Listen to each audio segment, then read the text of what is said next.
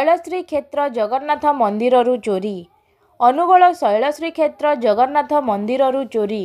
हुंडी भांगी चोरी होइतिबा बेले श्रीजीउंक तीनोटी चिता बा मथामणी दुर्बृत्त चोरी करि नेइथिबा जणापड़िछि। आज सकाळ समयरे पूजक नीतिकांति करबाकू आसिबा समयरे चोरी होइथिबा जानिपारिबा सह ए नेई मंदिर परिचालना कमिटी को अवगत कराइथिले। मंदिर परिचालना कमिटीर कर्मकर्ता पहुंची अनुध्यान करने सह घटना विषय रे पुलिस को अवगत कराइथिले। पुलिस घटना विषय रे खबर पाई तुरंत मंदिर रे पहुंचीबा सह घटनार तदंत और अनुसंधान आरंभ करिथिला। प्रारंभिक अनुसंधानरू हुंडीरू चोरी सह श्रीजीउंक तीनोटी मथामणी चोरी होइथिबा जानिबाकू पाइथिले। एहा सह अन्य कण चोरी होइछि से नेई तदंत जारी रखिछि। घटनार गुरुत्व को दृष्टि रे रखी पुलिस साइंटिफिक टीम डकाई अधिक तदंत जारी करिछि। मंदिर रे सीसीटीवी लागिथिले मध्य ताहा कार्य करू नथिबा मंदिर परिचालना कमिटी संपादक कहिथिबा बेले मंदिररू चोरी को नहीं श्रद्धालु और भक्तंक मनरे आघात लागिथिबा बेले एहाको नहीं जाहिर करिसंती असंतोष। अन्यपटे मंदिर रे चोरी को नहीं असंतोष प्रकाश करिछि जगन्नाथ सेना। मंदिर परिचालना कमिटीर अवहेला जोगु एभली घटना घटिछि बोली कहिसंती जगन्नाथ सेना।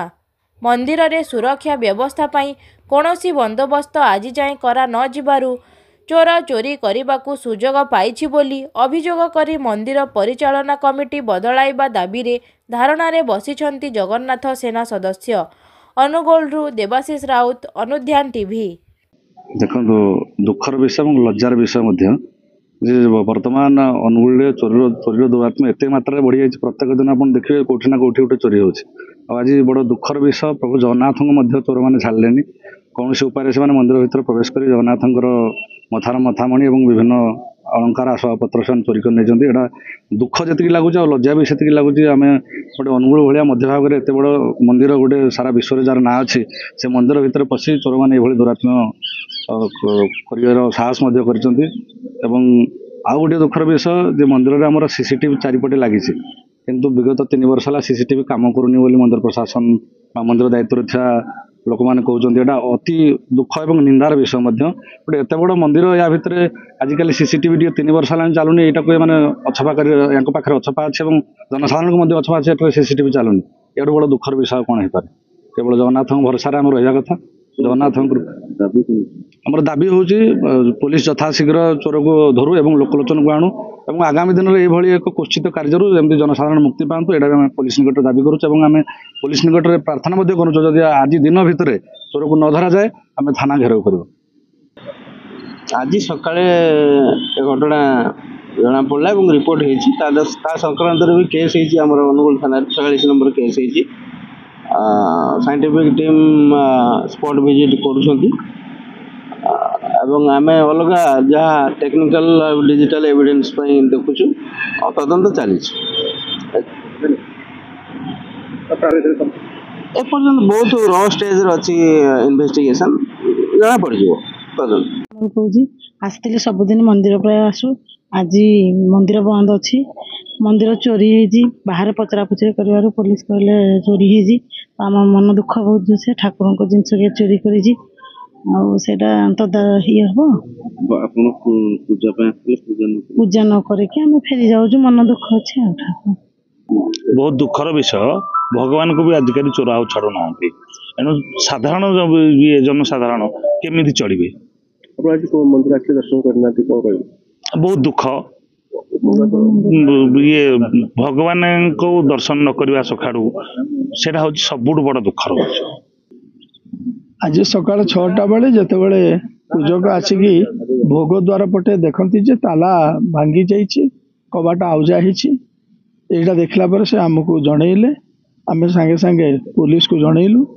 पुलिस मैंने आसी बर्तमान इन्वेस्टिगेशन करें। जी भीतर जाकि देखला पर पुलिस मान सहित देखल श्रीजीउंकर जो चिता 3टा चिता से नहीं जापर हुंडी को भांगिकी ताड़िकी भांगिकी से जहाँ आमर दान दक्षिणा था से सब नहीं जाइए। प्रारंभिक भाव ये जना पड़ू ବାକି ଆଉ 3-4 ଜାଗାରେ ସେ ଯେଉଁ ତାଲା ସବୁ ଭାଙ୍ଗିକି ଦେଖିଛି, କିନ୍ତୁ ଏସବୁ ପିତ୍ତଳ ବାସନ ଅନ୍ୟ ସବୁ ଜିନିଷ ଅଛି ବୋଲି ତାକୁ ନେଇନାହିଁ। ଅଦ୍ୟପତି ଯାହା ଜଣାପଡ଼ୁଛି ଯେ ହୁଣ୍ଡିରେ ଯାହା ସବୁ ଦକ୍ଷିଣା ଥିଲା ସେତକ ଚୋରି ହେଇଯାଇଛି, ଆଉ ଶ୍ରୀଜୀଉଙ୍କର 3ଟି ଚିତା ନେଇଯାଇଛି।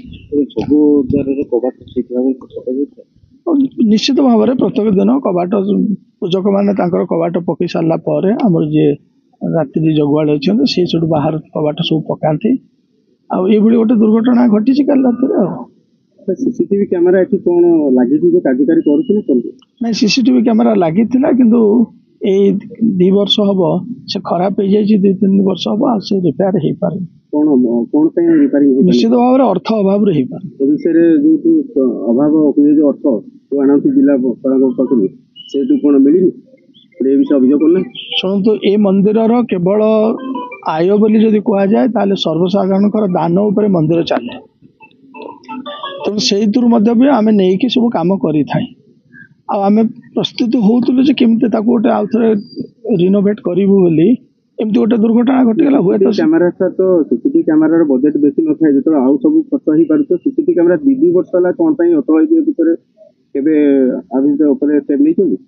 ଶୁଣନ୍ତୁ, ଏ କ୍ୟାମେରା ଅଚଳ ହେବା ବିଷୟରେ ମୁଁ କମିଟିରେ ପକେଇଛି, ହେଇନି। ଏହା ନୁହେଁ ଯେ ଏଇଟା ଆଉ କରାଯାଇନି, ଅବହେଳା ନୁହଁ, ଅର୍ଥ ଅଭାବରୁ ହେଇନି, ହେଇନାହିଁ ତ ଆଉ।